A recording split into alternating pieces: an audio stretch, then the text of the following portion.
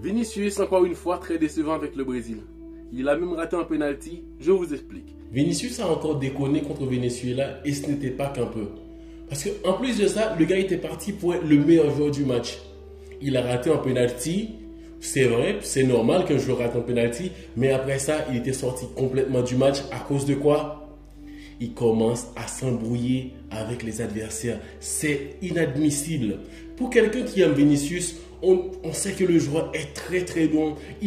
Sur ce match-là, il faisait un très bon match depuis quelques temps qu'on attendait de lui au Brésil. On attendait avoir un Vinicius aussi brillant, qui dribble, qui crée des actions, mais pas à ce point d'être aussi ennuyant sur le terrain. Il était vraiment nul à chier comme attitude. Son attitude sur le terrain était vraiment nulle à chier. C'est comme ça. Comment un tel joueur comme Vinicius peut-il ne pas se préoccuper de son image? Non, c'est inadmissible. Vinicius ne peut pas continuer comme ça. On aime Vinicius. On aurait aimé qu'il gagne le Ballon d'Or. Mais, à vrai dire, l'image de Vinicius aujourd'hui n'est pas propre.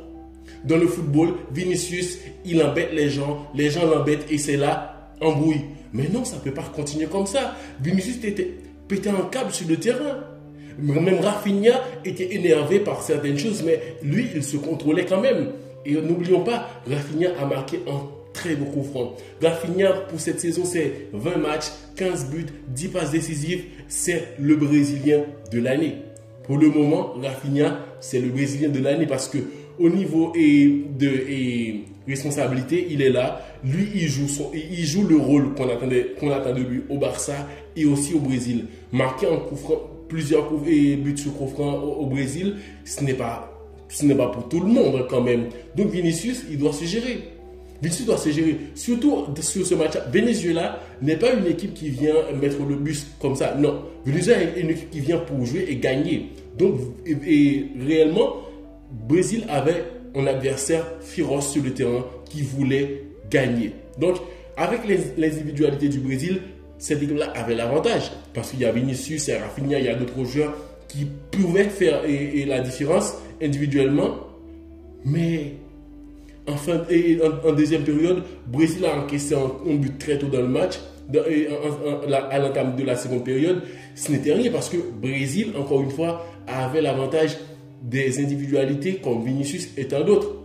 Mais non, Vinicius, il a décidé de jouer le match à sa manière en criant sur les adversaires, en oubliant son propre jeu. Donc comme tous les autres joueurs, ils savent comment se comporte Vinicius, ils commencent à chambrer avec lui, à l'ennuyer, tout ça. Vinicius, non, c'est dommage, c'est dommage. On ne peut pas aimer Vinicius et ne pas le critiquer sur son image. Vinicius ne projette pas un joueur calme, un joueur qui fait parler son art. Parce que Vinicius, il est un artiste sur le terrain. Il sait jouer, il sait comment faire la différence. Et waouh, franchement, c'est inadmissible.